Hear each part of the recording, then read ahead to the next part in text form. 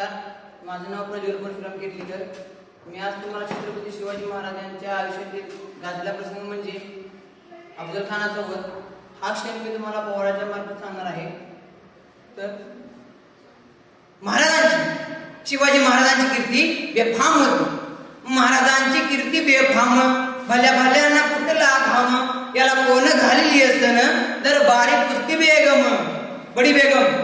बडी बेगम म्हणजे अली आदिलशाहची आई बर का. नजर तिच्या अंगार दरबार झाला गपगार. कोण घेईना पुढाकार साऱ्यांनीच मानली हार. इतक्यात अचानक एक सरदार उठला, बोलला हम लायगे शिवाजी, आणि त्याने विडा उचलला. नाव तेच अफजल खान.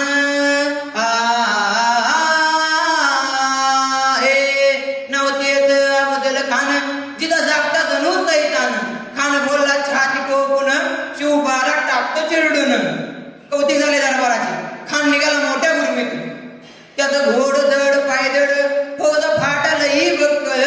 अंगी 10 हत्तीच वळ, पाहणारा कापे चळचळ.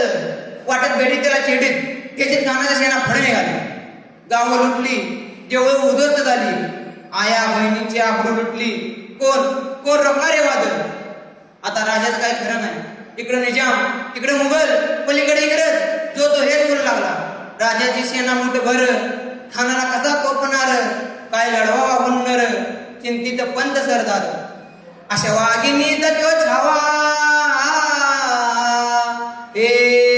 अशा वाघिणीचा तो छावा.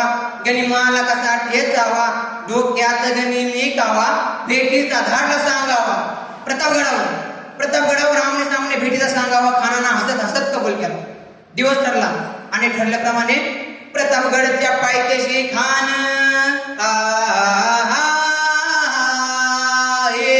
प्रतापगडच्या पायथ्याशी खान आला गेला. नाही त्याला जाण शिवाजी राजाच्या करामतीची. त्यात नाही जाणीव शक्तीची. करल काही कल्पना युक्तीची अजी. खानाच्या भेटीसाठी महाराजांनी एक शानदार शामियाना उभारला. भेटीसाठी छान उभारीला नक्षीदार शामियान्याला. आणि अशा या शामियान्यात खाना डौलत डुलत आला. सय्यद बंडा त्याच्या संगतीला. शिवबाच्या संगती महाला. राजाला पाहून खान म्हणतो कसा, आओ शिवाजी, आओ हमारे गले लग जाओ. खान हात मारितो हसरी. रोखून नजर गैरी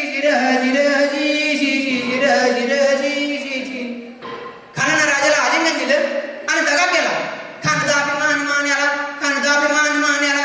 कट्टारीचा वार त्याने केला. खरखर आवाज झाला.